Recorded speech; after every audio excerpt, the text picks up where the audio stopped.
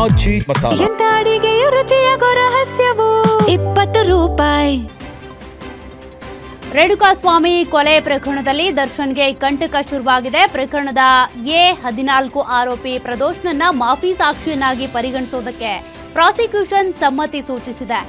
ವಿಶೇಷ ಸರ್ಕಾರಿ ಅಭಿಯೋಜಕ ಎಸ್ಪಿಪಿ ಪ್ರಸನ್ನಕುಮಾರ್ ಅವರು ಕೆಲವು ಷರತ್ತುಗಳೊಂದಿಗೆ ಪ್ರದೋಷ್ಗೆ ಮಾಫಿ ಸಾಕ್ಷಿ ಸ್ಥಾನಮಾನ ನೀಡೋಕೆ ಒಪ್ಪಿಗೆ ಸೂಚಿಸಿ ನ್ಯಾಯಾಲಯಕ್ಕೆ ಮೆಮೊ ಸಲ್ಲಿಸಿದ್ದಾರೆ. ಇನ್ನು ಈ ಅರ್ಜಿಗೆ ಸಂಬಂಧಪಟ್ಟಂತೆ 59ನೇ CCH ನ್ಯಾಯಾಲಯದಲ್ಲಿ ವಾದ ಪ್ರತಿವಾದ ಪೂರ್ಣಗೊಂಡಿದ್ದು ನ್ಯಾಯಾಧೀಶೆ ಸುಜಾತ ಮಡಿವಾಳಪ್ಪ ಸಾಂಬ್ರಾಣಿ ಅವರು ಆದೇಶವನ್ನು ಸೋಮವಾರಕ್ಕೆ ಕಾಯ್ದಿರಿಸಿದ್ದಾರೆ. ಇದೀಗ ಉಳಿದ ಆರೋಪಿಗಳ ವಾದವನ್ನು ಆಲಿಸಬೇಕೇ ಅಥವಾ ಬೇಡ್ವಾ ಅನ್ನೋದ್ರ ಬಗ್ಗೆ ಈ ವಿಚಾರಕ್ಕೆ ಸಂಬಂಧಪಟ್ಟಂತೆ ಪ್ರದೋಷ್ನನ್ನ ಮಾಫಿ ಸಾಕ್ಷಿಯಾಗಿ ಪರಿಗಣಿಸುವ ಕುರಿತು ನ್ಯಾಯಾಲಯ ಸೋಮವಾರ ಮಹತ್ವದ ಆದೇಶ ಪ್ರಕಟ ಮಾಡಲಿದೆ. ನೆಲಮಂಗಲದಲ್ಲಿ ಹಾಡಹಗಲೇ ಜ್ಯುವೆಲರಿ ಶಾಪ್ ರಾಬರಿಗೆ ಯತ್ನಿಸಿದ್ದಾರೆ. ಪ್ರೇಮ್ ಶಿವ ಜ್ಯುವೆಲರ್ಸ್ನಲ್ಲಿ ದುಷ್ಕರ್ಮಿಗಳು ರಾಜಾರೋಷವಾಗಿ ಅಂಗಡಿ ಮಾಲೀಕ ಕುನ್ನಾರಾಮ್ಗೆ ಫೈರಿಂಗ್ ಮಾಡಿ ಶಾಪ್ ದೋಚೋದಕ್ಕೆ ಯತ್ನಿಸಿದ್ದು ವಿಫಲವಾಗಿದೆ. ಇನ್ನು ಮಾಲೀಕ ಕುನ್ನಾರಾಮ್ಗೆ ಫೈರಿಂಗ್ ಮಾಡಿರುವ ಪರಿಣಾಮ ಗಂಭೀರ ಗಾಯಗೊಂಡಿದ್ದು ಮಾಲೀಕನನ್ನ ಆಸ್ಪತ್ರೆಗೆ ದಾಖಲು ಮಾಡಿ ಚಿಕಿತ್ಸೆ ಕೊಡಿಸಲಾಗಿದೆ. ಸದ್ಯ ಶಾಪ್ನಲ್ಲಿದ್ದ ಸಿಬ್ಬಂದಿ ಹಾಗೂ ಗ್ರಾಹಕರು ಪ್ರಾಣಾಪಾಯದಿಂದ ಪಾರಾಗಿದ್ದಾರೆ. ಘಟನೆ ಸಂಬಂಧ ಸ್ಥಳಕ್ಕೆ ದಾಬಸ್ಪೇಟೆ ಪೊಲೀಸರು ಭೇಟಿ ನೀಡಿ ಪರಿಶೀಲಿಸಿದ್ದಾರೆ.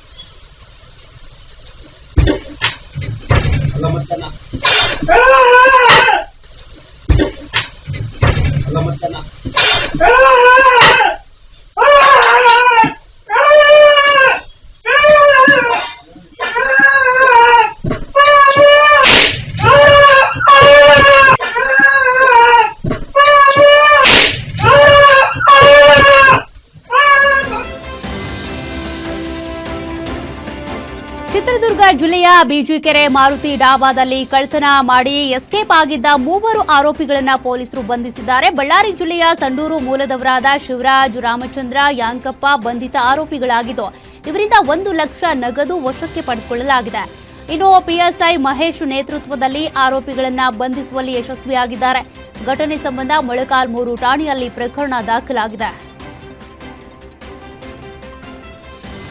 ರಾಜ್ಯ ಕಾಂಗ್ರೆಸ್ ಪಕ್ಷದಲ್ಲಿ ಸಚಿವರ ಪಟ್ಟಿ ಹೊರಬೀಳ್ತಾ ಇದ್ದಂತೆ ಅಸಮಾನಿತರ ಕಿಚ್ಚು ಈಗ ಹೆಚ್ಚಾಗ್ತಾನೆ ಇದೆ. ಮಂತ್ರಿಗಿರಿ ಸಿಗದಿದ್ದಕ್ಕೆ ಶಾಸಕರು ಬೆಂಬಲಿಗರ ರಣಾಕ್ರೋಶ ಜೋರಾಗಿದ್ದು ನಿನ್ನೆ ಬಾಗೇಪಲ್ಲಿ, ಚೇಳೂರು, ಗುಡಿಬಂಡೆ ಬಂದ್ ಮಾಡಲಾಗಿತ್ತು.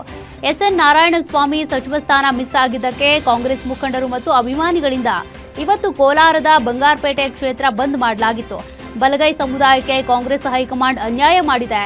3 ಬಾರಿ ಶಾಸಕರಾಗಿ ಆಯ್ಕೆಯಾಗಿದ್ರೂ ಕೂಡ ಹೈಕಮಾಂಡ್ ಪ್ರಾತಿನಿಧ್ಯ ನೀಡಿಲ್ಲ ಅಂತ ಬಂದ್ ಮಾಡಿದ್ರು.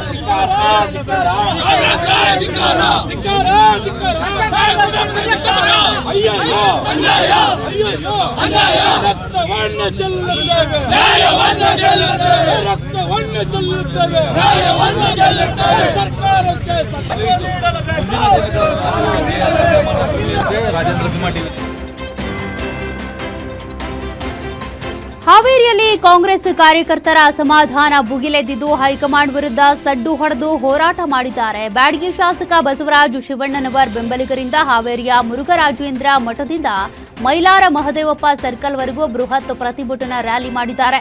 ಇನ್ನು ರ್ಯಾಲಿಯಲ್ಲಿ 1,000ಕ್ಕೂ ಅಧಿಕ ಬೆಂಬಲಿಗರು ಭಾಗಿಯಾಗಿದ್ದು ಶಾಸಕ ಶಿವಣ್ಣನವರ್ಗೆ ಜನರು ಜಾತ್ಯತೀತವಾಗಿ ಬೆಂಬಲ ಕೊಟ್ಟಿದ್ದಾರೆ. ಇನ್ನು ಕಾರ್ಯಕರ್ತರ ಪ್ರತಿಭಟನೆಗೆ ಅಕ್ಕಿಮಠದ ಗುರುಲಿಂಗ ಶ್ರೀಗಳು, ಶಾಸಕ ಶಿವಣ್ಣನವರ ಪುತ್ರ ನಿಂಗರಾಜು ಕೂಡ ಸಾಥ್ ನೀಡಿದರು.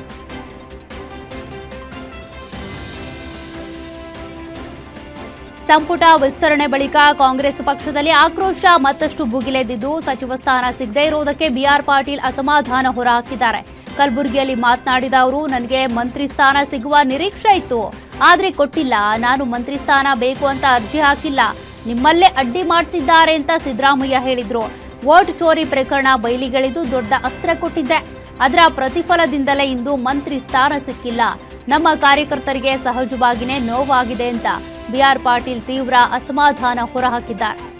ಇಡೀ ನನ್ನ ಕ್ಷೇತ್ರದಲ್ಲ, ಇಡೀ ರಾಜ್ಯದಲ್ಲಿ, ಜಿಲ್ಲೆಯಲ್ಲಿ, ಇಡೀ ನಮ್ಮ ರಾಷ್ಟ್ರ ಮಟ್ಟದಲ್ಲಿ ನನ್ನ ಪ್ರಗತಿಪರ ಸ್ನೇಹಿತರು, ಚಿಂತಕರೆಲ್ಲ ಇವತ್ತು ಬೇಜಾರಾಗಿದೆ.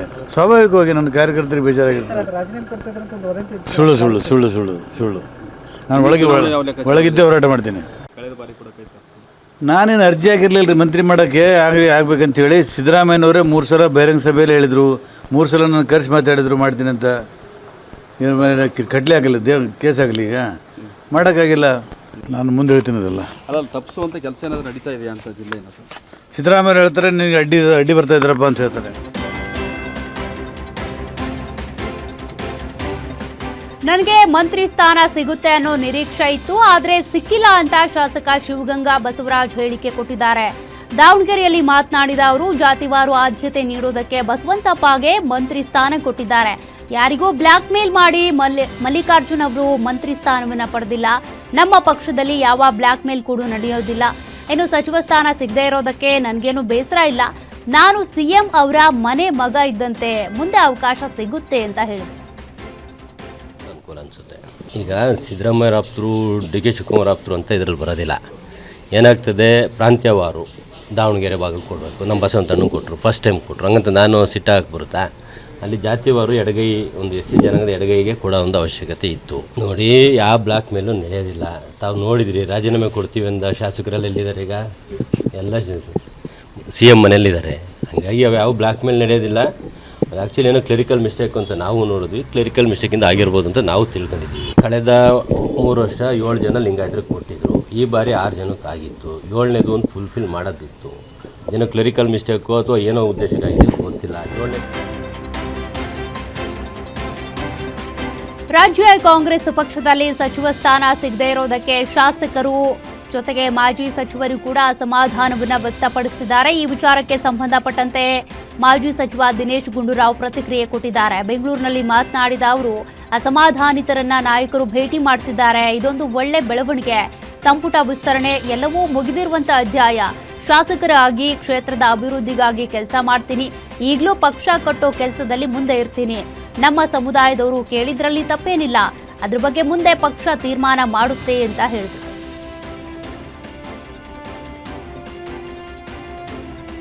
ನೂತನ ಸಚಿವ ಬಿ ನಾಗೇಂದ್ರ ಅವರು ಬಳ್ಳಾರಿ ಜಿಲ್ಲೆಯ ತೀವ್ರ ಬರ ಪೀಡಿತ ಪ್ರದೇಶಗಳಿಗೆ ಭೇಟಿ ನೀಡಿದ್ದಾರೆ. ಹಲಕುಂದಿ, ಮಿಂಚೇರಿ, ಸಂಜೀವರಾಯನಕೋಟೆ ಸೇರಿದಂತೆ ಜಿಲ್ಲೆಯ ಬರ ಪೀಡಿತ ಜಿಲ್ಲೆಗಳಿಗೆ ಭೇಟಿ ನೀಡಿ ರೈತರು, ಅಧಿಕಾರಿಗಳಿಂದ ಸಚಿವ ನಾಗೇಂದ್ರ ಮಾಹಿತಿ ಪಡ್ಕೊಂಡಿದ್ದಾರೆ. ಇನ್ನು ಸಚಿವ ನಾಗೇಂದ್ರಗೆ ಜಿಲ್ಲಾಧಿಕಾರಿ ನಾಗೇಂದ್ರ ಪ್ರಸಾದ್, ಜಿಲ್ಲಾ ಪಂಚಾಯತ್ ಸಿಇಒ ಹ್ಯಾರಿಸ್, ಕೃಷಿ ಹಾಗೂ ತೋಟಗಾರಿಕೆ ಇಲಾಖೆ ಅಧಿಕಾರಿಗಳು ಈ ಸಂದರ್ಭದಲ್ಲಿ ಸಾಥ್ ಕೊಟ್ಟಿದ್ದಾರೆ.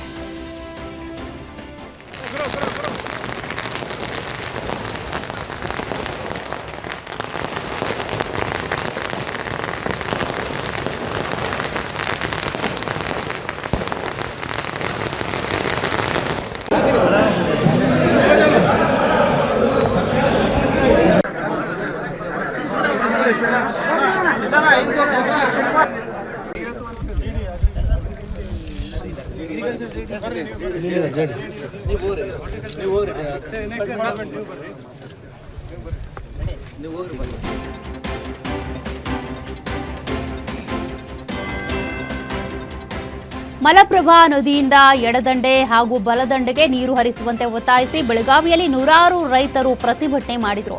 ಬೆಳಗಾವಿ ಜಿಲ್ಲೆಯ ಸವದತ್ತಿ ಬಳಿ ಸಿಂಧನೂರು ಹೆಮ್ಮಡಗ ರಾಜ್ಯ ಹೆದ್ದಾರಿ ತಡೆದು ನರಗುಂದ ಸವದತ್ತಿ ತಾಲೂಕಿನ ರೈತರಿಂದ ಪ್ರೊಟೆಸ್ಟ್ ಮಾಡಲಾಯಿತು.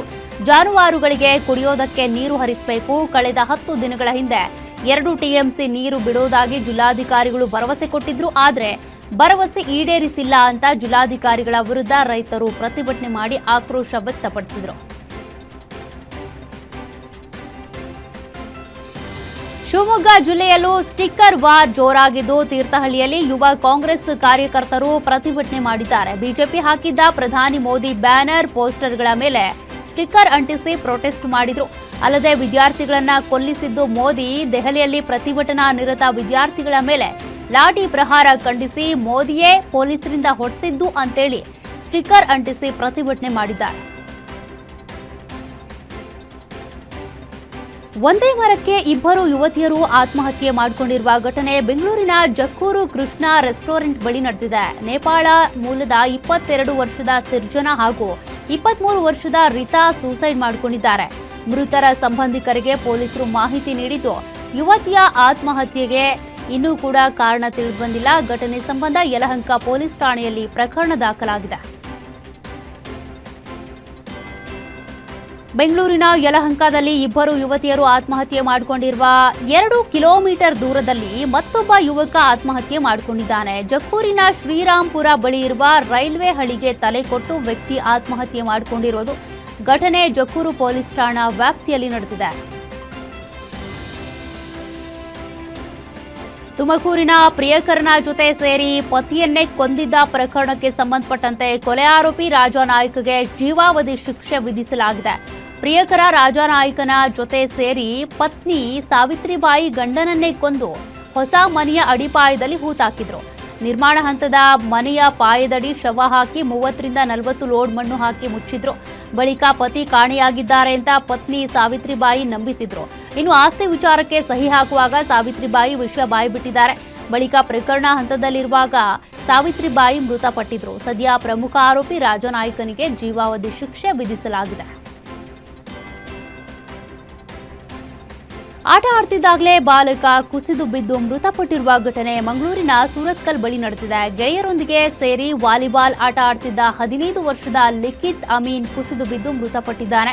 ಇನ್ನು 10ನೇ ತರಗತಿ ವಿದ್ಯಾರ್ಥಿಯಾಗಿದ್ದ ಲಿಖಿತ್ ಅಮೀನ್ ಕುಸಿದು ಬೀಳ್ತಿದ್ದಂತೆ ಆಸ್ಪತ್ರೆಗೆ ದಾಖಲಿಸಿದ್ರೂ ಕೂಡ ಚಿಕಿತ್ಸೆ ಫಲಿಸದೆ ಕೊನೆಯುಸಿರೆಳೆದಿದ್ದಾನೆ.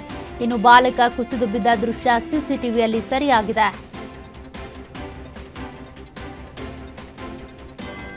ಸಾಲದ ಹಣ ವಸೂಲಿ ಸಂಬಂಧಕ್ಕೆ ಗಲಾಟೆ ನಡೆದು ಕೊಲೆಯಲ್ಲಿ ಅಂತ್ಯವಾಗಿರುವ ಘಟನೆ ದಾವಣಗೆರೆ ಜಿಲ್ಲೆ ನ್ಯಾಮತಿ ಬಳಿ ನಡೆದಿದೆ. ಅಡಿಕೆ ವ್ಯಾಪಾರಿ ಸಲೀಂ ಎಂಬಾತನಿಂದ ಮೃತನ ತಂದೆ ಬುಡೇನ್ ಸಾಬ್ ಹಣ ಪಡೆದಿದ್ರು. ಬಳಿಕ ಹಣ ವಾಪಸ್ ಪಡೆಯುವ ವಿಚಾರಕ್ಕೆ ಸಲೀಂ ಗಲಾಟೆ ಮಾಡಿದ್ದು, ಗಲಾಟೆ ಬಿಡಿಸೋದಕ್ಕೆ ಬಂದ ಜಹೀರ್ ಖಾನ್ನ ಹೊಟ್ಟೆಗೆ ಸಲೀಂ ಚಾಕು ಹಾಕಿದ್ದಾನೆ. ಗಂಭೀರವಾಗಿ ಗಾಯಗೊಂಡ ಜಹೀರ್ನನ್ನ ಶಿವಮೊಗ್ಗ ಆಸ್ಪತ್ರೆಗೆ ದಾಖಲಿಸಿದ್ದು, ಚಿಕಿತ್ಸೆ ಫಲಿಸದೆ ಜಹೀರ್ ಮೃತಪಟ್ಟಿದ್ದಾನೆ. ಘಟನೆ ಸಂಬಂಧ ನ್ಯಾಮತಿ ಪೊಲೀಸ್ ಠಾಣೆಯಲ್ಲಿ ಪ್ರಕರಣ ದಾಖಲಾಗಿದೆ. ಸಾರಿಗೆ ಬಸ್ ಹಾಗೂ ಬೈಕ್ ನಡುವೆ ಮುಖಾಮುಖಿ ಡಿಕ್ಕಿಯಾಗಿ 3 ಸ್ಥಳದಲ್ಲೇ ಮೃತಪಟ್ಟಿರುವ ಘಟನೆ ಬೆಳಗಾವಿ ಜಿಲ್ಲೆಯ ಕಣ್ಣೂರು ಬಳಿ ನಡೆದಿದೆ. ಅಪಘಾತದ ಭೀಕರತೆಗೆ ಸೈಫ್ ಮುಲ್ಲಾ, ಸಿಜಾಮುಲ್ಲಾ ಹಾಗೂ ಇಮ್ತಿಯಾಜ್ ಬಡಗಾವ್ ಸ್ಥಳದಲ್ಲೇ ಮೃತಪಟ್ಟಿದ್ದಾರೆ. ಘಟನೆ ಸಂಬಂಧ ಸ್ಥಳೀಯ ಪೊಲೀಸ್ ಠಾಣೆಯಲ್ಲಿ ಪ್ರಕರಣ ದಾಖಲಾಗಿದೆ.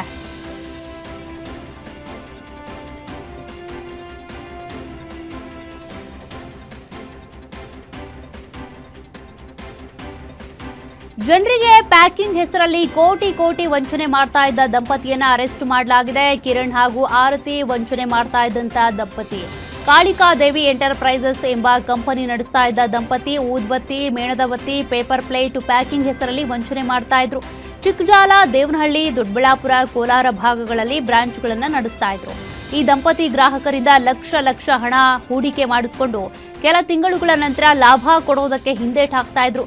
ಗ್ರಾಹಕರು ಪ್ರಶ್ನೆ ಮಾಡಿದ್ರೆ ಕಂಪನಿಯಲ್ಲಿ ಟೆಕ್ನಿಕಲ್ ಪ್ರಾಬ್ಲಮ್ ಅಂತ ಹೇಳ್ತಾ ಇದ್ರು.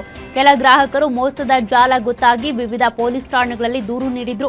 ದೂರು ದಾಖಲಿಸಿಕೊಂಡು ಆರೋಪಿಗಳನ್ನ ದೇವನಹಳ್ಳಿ ಪೊಲೀಸರು ಅರೆಸ್ಟ್ ಮಾಡಿದ್ದಾರೆ. ಬಡ ವಿದ್ಯಾರ್ಥಿಗಳಿಂದ ಹಣ ವಸೂಲಿ ಮಾಡ್ತಾ ಇದ್ದ ಡಿ ಗ್ರೂಪ್ ನೌಕರರಿಗೆ ಸ್ಯಾಲರಿ ಕೊಡಲಾಗ್ತಾ ಇರುವ ಘಟನೆ ತುಮಕೂರಿನ ಎಂಪ್ರೆಸ್ ಸರ್ಕಾರಿ ಬಾಲಕಿಯರ ಪದವಿ ಪೂರ್ವ ಕಾಲೇಜಿನಲ್ಲಿ ನಡೆದಿದೆ. ಶಾಲಾ ಸ್ವಚ್ಛತೆಗೆ ಖಾಸಗಿಯಾಗಿ ಡಿ ಗ್ರೂಪ್ ನೌಕರರ ನೇಮಕ ಮಾಡಿಕೊಳ್ಳಲಾಗಿದೆ.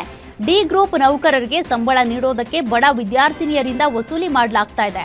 ಶಾಲಾ ಅಭಿವೃದ್ಧಿ ಹೆಸರಲ್ಲಿ ಪ್ರತಿ ವಿದ್ಯಾರ್ಥಿನಿಯಿಂದ 1250 ರೂಪಾಯಿ ತೆಗೆದುಕೊಂಡಿದ್ದಾರೆ. ಇನ್ನು ತಡವಾಗಿ ಶಾಲೆಗೆ ಬರುವ ವಿದ್ಯಾರ್ಥಿನಿಯರಿಂದ 20 ರೂಪಾಯಿ ದಂಡ ಶುಲ್ಕವನ್ನು ವಸೂಲಿ ಮಾಡ್ತಿದ್ದಾರೆ ಅಂತ ಆರೋಪಿಸಿದ್ದಾರೆ. ಯೂನಿಫಾರ್ಮ್ ಧರಿಸದೆ ಬರುವ ವಿದ್ಯಾರ್ಥಿಗಳಿಗೆ 10 ರೂಪಾಯಿ ದಂಡ ಹಾಕಲಾಗ್ತಾ ಇದೆ ಅಂತ ವಿದ್ಯಾರ್ಥಿಗಳ ಆರೋಪ. ಇನ್ನು ಸರ್ಕಾರದ ಆದೇಶ ಇಲ್ಲದೇ ಇದ್ರೂ ಕೂಡ ವಿದ್ಯಾರ್ಥಿಗಳಿಂದ ಕಾಲೇಜು ಅಭಿವೃದ್ಧಿ ಹೆಸರಲ್ಲಿ ಹಣ ಪಡೆಯೋದಾದ್ರೂ ಯಾಕೆ ಅಂತ ಕಾಲೇಜು ವಿದ್ಯಾರ್ಥಿಗಳು ಈಗ ಆಕ್ರೋಶ ಹೊರಹಾಕಿದ್ದಾರೆ. ರಾಯಚೂರಿನಲ್ಲಿ ಬಾಲಕಿಯರ ಹಾಸ್ಟೆಲ್ನಲ್ಲಿ ಮೂಲಭೂತ ಸೌಲಭ್ಯ ಸಿಗದೆ ವಿದ್ಯಾರ್ಥಿಗಳು ಗೋಳಾಡಿದ್ದು ವಾರ್ಡನ್ ಮತ್ತು ಅಧಿಕಾರಿಗಳ ಗಮನಕ್ಕೆ ತಂದರೂ ಕೂಡ ಕ್ರಮ ಕೈಗೊಳ್ಳದ ಅಧಿಕಾರಿಗಳ ವಿರುದ್ಧ ವಿದ್ಯಾರ್ಥಿಗಳು ಆಕ್ರೋಶ ವ್ಯಕ್ತಪಡಿಸಿದ್ದಾರೆ. ಅಲ್ಲದೆ ಕಾಲೇಜು ಕ್ಲಾಸ್ ಬಿಟ್ಟು ವಿದ್ಯಾರ್ಥಿನಿಯರು ರಾಯಚೂರಿನ ಜಿಲ್ಲಾ ಪರಿಶಿಷ್ಟ ಪಂಗಡಗಳ ಕಲ್ಯಾಣಾಧಿಕಾರಿ ಕಚೇರಿಗೆ ಮುತ್ತಿಗೆ ಹಾಕಿ ಹೋರಾಟ ಮಾಡಿದ್ರು.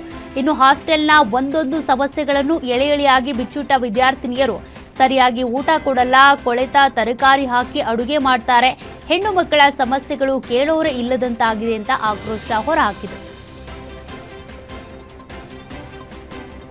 ಬೆಳಗಾವಿ ಜಿಲ್ಲೆಯ ಕಿತ್ತೂರು ಪಟ್ಟಣದಲ್ಲಿ ನಾಯಿಗಳ ಹಾವಳಿ ಮಿತಿ ಮೀರಿದ್ದು ನಾಯಿಗಳ ಕಾಟಕ್ಕೆ ಪೋಷಕರ ಹಾಗೂ ಮಕ್ಕಳು ಬೆಂಗಾವಲಾಗಿ ನಿಂತಿದ್ದಾರೆ. ಬೀದಿಯಲ್ಲಿ ನಾಯಿಗಳ ಹಾವಳಿ ಹೆಚ್ಚಾದರೂ ಕೂಡ ಪಟ್ಟಣ ಪಂಚಾಯಿತಿ ಅಧಿಕಾರಿಗಳು ಕ್ರಮ ತೆಗೆದುಕೊಂಡಿಲ್ಲ. ಬೀದಿಲಿ ಮನುಷ್ಯರಿಗಿಂತ ಬೀದಿ ನಾಯಿಗಳ ಹಾವಳಿನೇ ಹೆಚ್ಚಾಗ್ತಿರುವ ಹಿನ್ನೆಲೆ ಸ್ಥಳೀಯರಲ್ಲಿ ಆತಂಕ ಮನೆ ಮಾಡಿದೆ. ಹೀಗಾಗಿ ಒಬ್ಬೊಬ್ಬರನ್ನೇ ಶಾಲೆಗೆ ಕಳುಹಿಸುವುದಕ್ಕೆ ಹಿಂದೇಟಾಗ್ತಿದ್ದು ತಮ್ಮ ಮಕ್ಕಳ ಸುರಕ್ಷತೆಗಾಗಿ ಪೋಷಕರೇ ಅವರನ್ನ ಕರ್ಕೊಂಡು ಹೋಗ್ತಿದ್ದಾರೆ. ಅಲ್ಲದೆ ಬೀದಿ ನಾಯಿಗಳ ಹಾವಳಿಯಿಂದ ಮಕ್ಕಳಿಗೆ ಏನಾದರೂ ಅನಾಹುತ ಆದರೆ ಯಾರು ಹೊಣೆ? ತಕ್ಷಣ ಬೀದಿ ನಾಯಿಗಳ ಓಡಾಟಕ್ಕೆ ಕಡಿವಾಣ ಹಾಕಬೇಕು ಅಂತ ಸ್ಥಳೀಯರು ಆಕ್ರೋಶ ವ್ಯಕ್ತಪಡಿಸಿದ್ದಾರೆ. ಮಂಡ್ಯದಲ್ಲಿ ನಗರಸಭೆ ವತಿಯಿಂದ ಫುಟ್ಪಾತ್ ಒತ್ತುವರಿ ತೆರವು ಕಾರ್ಯಾಚರಣೆ ಮಾಡಿದ್ದಾರೆ. ನಗರಸಭೆ ಅಧಿಕಾರಿಗಳ ನೇತೃತ್ವದಲ್ಲಿ ಜೆಸಿಬಿಗಳ ಮೂಲಕ ಫುಟ್ಪಾತ್ ಮೇಲಿನ ಅಂಗಡಿ ಮುಂಗಟ್ಟುಗಳನ್ನು ತೆರವು ಮಾಡಲಾಯಿತು. ಇನ್ನು ನಗರದ ಹಲವೆಡೆ ತೆರವು ಮಾಡಿದ್ದು ದಿಢೀರ್ ಕಾರ್ಯಾಚರಣೆ ಮಾಡಿದ್ದಕ್ಕೆ ವ್ಯಾಪಾರಸ್ಥರು ಆಕ್ರೋಶ ವ್ಯಕ್ತಪಡಿಸಿದರು.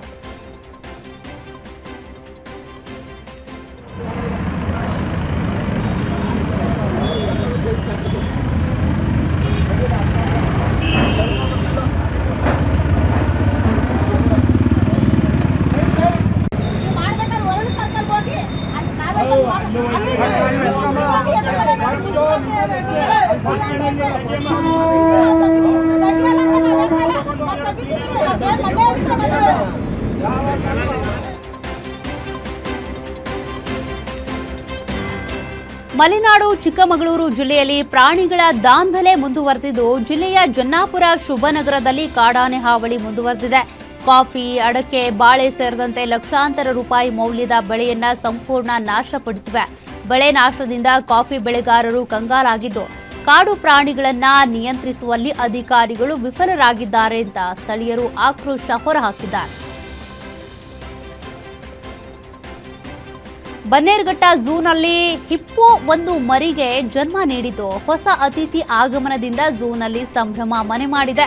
ತಂದೆ ನಾಗ ಮತ್ತು ತಾಯಿ ದಶ್ಯಾಗೆ ಜನನವಾಗಿರುವ ಮರಿಯ ತುಂಟಾಟ ಕಂಡು ಪ್ರವಾಸಿಗರು ಫುಲ್ ಖುಷಿಯಾಗಿದ್ದಾರೆ. ಪಶು ವೈದ್ಯರು ಮತ್ತು ಝೂ ಸಿಬ್ಬಂದಿ ತಾಯಿ ಹಾಗೂ ಮಗು ಹಿಪ್ಪೋ ಆರೈಕೆ ಮಾಡಿದ್ದಾರೆ. ಇನ್ನು ಬನ್ನೇರುಘಟ್ಟ ಝೂನಲ್ಲಿ ಹೊಸ ಮರಿ ಸೇರ್ಪಡೆಯಿಂದ ಹಿಪ್ಪೋಗಳ ಸಂಖ್ಯೆ 5ಕ್ಕೆ ಏರಿಕೆಯಾಗಿದೆ. ಸಿಲಿಕಾನ್ ಸಿಟಿ ಬೆಂಗಳೂರಿನಲ್ಲಿ ಪುಡಿ ರೌಡಿಗಳ ಅಟ್ಟಹಾಸ ಮಿತಿ ಮೀರಿದ್ದು ನಡು ರಸ್ತೆಯಲ್ಲೇ 2 ಗುಂಪುಗಳ ಮಧ್ಯೆ ಮಾರಾಮಾರಿಗೆ ನಡೆದು ಹೋಗಿದೆ. ಜೆಸಿ ರಸ್ತೆಯ ವಿನೋಬ ನಗರದಲ್ಲಿ ಮಚ್ಚು ಲಾಂಗು ಹಿಡಿದು ಪುಡಿ ರೌಡಿಗಳು ಗಲಾಟೆ ಮಾಡಿಕೊಂಡಿದ್ದಾರೆ. ದೊಡ್ಡ ವಂಶ ಹಾಗೂ ವಿನೋಬ ನಗರದ ಮೌಲಾನಾ ಕಡೆಯವರ ಮಧ್ಯೆ ಗಲಾಟೆ ನಡೆದಿದ್ದು ಮೂವರ ಸ್ಥಿತಿ ಗಂಭೀರವಾಗಿದೆ. ಸದ್ಯ ಗಾಯಾಳುಗಳನ್ನ ಬೆಂಗಳೂರಿನ ಕಿಮ್ಸ್ ಆಸ್ಪತ್ರೆಗೆ ದಾಖಲಿಸಲಾಗಿದೆ. ಘಟನೆ ಸಂಬಂಧ ಕಲಾಸಿಪಾಳ್ಯ ಪೊಲೀಸ್ ಠಾಣೆಯಲ್ಲಿ ಪ್ರಕರಣ ದಾಖಲಾಗಿದೆ. ಬೆಂಗಳೂರಿನಲ್ಲಿ ಹಲವೆಡೆ ಧಾರಾಕಾರ ಮಳೆಯಾಗಿದೆ. Malleshwaram, Yeshwanthpur, corporation circle, Majestic, Shantinagar, Rajajinagar ಸೇರಿದಂತೆ ಹಲವೆಡೆ ಉತ್ತಮ ಮಳೆಯಾಗಿದೆ. ಮಳೆಯ ಪರಿಣಾಮ ವಾಹನ ಸಂಚಾರ ನಿಧಾನಗೊಂಡಿದ್ದು ಹಲವು ಕಡೆ ಟ್ರಾಫಿಕ್ ಜಾಮ್ ಕೂಡ ಆಗಿತ್ತು. ಇನ್ನು ಮುಂದಿನ 4-5 ದಿನಗಳಲ್ಲಿ ಬೆಂಗಳೂರಿನಲ್ಲಿ ಭಾರೀ ಮಳೆಯಾಗುವ ಸಾಧ್ಯತೆ ಇದೆ ಅಂತ ಹವಾಮಾನ ಇಲಾಖೆ ಎಚ್ಚರಿಕೆ ಕೊಟ್ಟಿದೆ. ಚಲಿಸುತ್ತಿದ್ದ ಬೈಕ್ ಮೇಲೆ ಬೃಹತ್ ಮರ ಬಿದ್ದು ಬೈಕ್ ಸಂಪೂರ್ಣ ಜಖಂ ಆಗಿರುವ ಘಟನೆ ಚಿಕ್ಕಮಗಳೂರು ಜಿಲ್ಲೆಯ ಚನ್ನಗೋಡನಹಳ್ಳಿ ಬಳಿ ನಡೆದಿದೆ. ಕೂದಲೆಳೆಯ ಅಂತರದಲ್ಲಿ ಬೈಕ್ ಸವಾರ ಬಚಾವಾಗಿದ್ದು ನಿಟ್ಟುಸಿರು ಬಿಟ್ಟಿದ್ದಾನೆ. ದತ್ತಪೀಠಕ್ಕೆ ಸಾಗುವ ಮಾರ್ಗದ ಚನ್ನಗೋಡನಹಳ್ಳಿ ಕ್ರಾಸ್ ಬಳಿ ಮರ ಬಿದ್ದ ಪರಿಣಾಮ ಬೈಕ್ ಸಂಪೂರ್ಣ ಜಖಂಗೊಂಡಿದೆ. ಹಾವೇರಿ ಜಲಾನಯನದ ಪ್ರದೇಶದಲ್ಲಿ ಮಳೆ ಅಬ್ಬರಿಸುತ್ತಿರುವ ಹಿನ್ನೆಲೆ ಕಬಿನಿ ಡ್ಯಾಂನಿಂದ ನದಿಗೆ ನೀರು ಬಿಡಲಾಗಿದೆ. ಮಳೆ ಹೆಚ್ಚಾಗಿರೋದ್ರಿಂದ ನದಿಗೆ ನೀರು ಬಿಟ್ಟಿರುವ ಹಿನ್ನೆಲೆ ಮಳವಳ್ಳಿಯ ಗಗನಚುಕ್ಕಿ ಫಾಲ್ಸ್ಗೆ ಜೀವಕಳೆ ಬಂದಿದೆ. ನೀರಿಲ್ಲದೆ ಸೊರಗುತ್ತಿದ್ದ ಜಲಪಾತದಲ್ಲಿ ನೀರಿನ ಬೋರ್ಗರೆತ ಹೆಚ್ಚಾಗಿದ್ದು ಬಂಡೆಗಳ ಮೇಲೆ ಕಾವೇರಿ ದುಮ್ಮಿಕ್ಕಿ ಹರಿತಾ ಇದ್ದಾಳೆ. ಇನ್ನು ಜಲಪಾತದಲ್ಲಿ ನೀರಿನ ಬೋರ್ಗರೆತ ಹೆಚ್ಚಾಗಿರೋದ್ರಿಂದ ಪ್ರಕೃತಿ ಸೊಬಗು ಸವಿಯೋದಕ್ಕೆ ಪ್ರವಾಸಿಗರ ದಂಡೆ ಹರಿದು ಬರ್ತಿದೆ.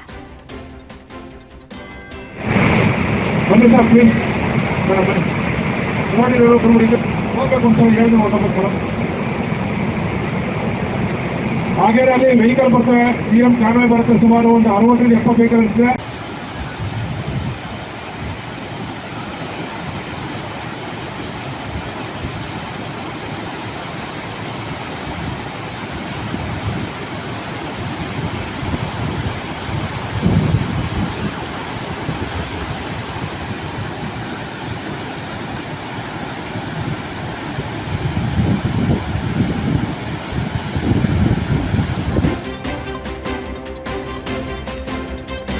ಮಲೆನಾಡು ಶಿವಮೊಗ್ಗದಲ್ಲಿ ಮಳೆ ಅಬ್ಬರ ಜೋರಾಗಿದ್ದು ಪ್ರವಾಸಿಗರ ಕಣ್ಮನ ಸೆಳೆದಂತ ವಿಶ್ವವಿಖ್ಯಾತ ಜೋಗ ಜಲಪಾತದ ವೈಭವ ಮತ್ತಷ್ಟು ಹೆಚ್ಚಾಗಿದೆ.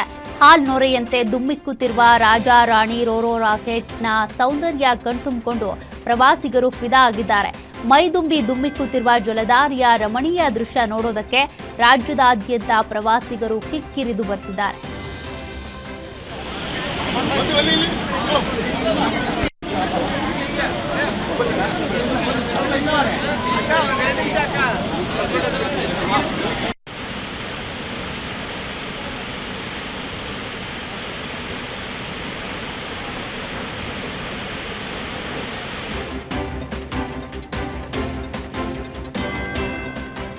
ಯಾದಗಿರಿ ಜಿಲ್ಲೆಯ ಬಸವಸಾಗರ ಡ್ಯಾಂನಿಂದ ಕೃಷ್ಣಾ ನದಿಗೆ ಭಾರೀ ಪ್ರಮಾಣದ ನೀರು ಬಿಡುಗಡೆ ಮಾಡಲಾಗಿದೆ. ಹುಣಸಗಿ ತಾಲೂಕಿನ ನಾರಾಯಣಪುರದ ಬಸವಸಾಗರ ಜಲಾಶಯದ 29 ಗೇಟ್ಗಳನ್ನು ಓಪನ್ ಮಾಡಿ ಕೃಷ್ಣಾ ನದಿಗೆ ಬರೋಬ್ಬರಿ 1.45 ಲಕ್ಷ ಕ್ಯೂಸೆಕ್ ನೀರು ಬಿಡಲಾಗಿದೆ. ಜಲಾಶಯಕ್ಕೆ 1.50 ಲಕ್ಷ ಕ್ಯೂಸೆಕ್ ನೀರು ಒಳಹರಿವು ಹೆಚ್ಚಾಗಿದೆ. ಇನ್ನು 33.33 ಟಿಎಂಸಿ ನೀರು ಸಂಗ್ರಹ ಸಾಮರ್ಥ್ಯದ ಜಲಾಶಯದಲ್ಲಿ 29.06 ಟಿಎಂಸಿ ನೀರು ಸಂಗ್ರಹ ಆಗಿದೆ. ಇನ್ನು ಕೃಷ್ಣಾ ನದಿ ತೀರದಲ್ಲಿ ಒಳಹರಿವಿನ ಮಟ್ಟ ಹೆಚ್ಚಾದ ಹಿನ್ನೆಲೆ ನದಿ ತೀರದಲ್ಲಿ ಜನರಿಗೆ ಪ್ರವಾಹದ ಭೀತಿ ಕೂಡ ಎದುರಾಗಿದೆ.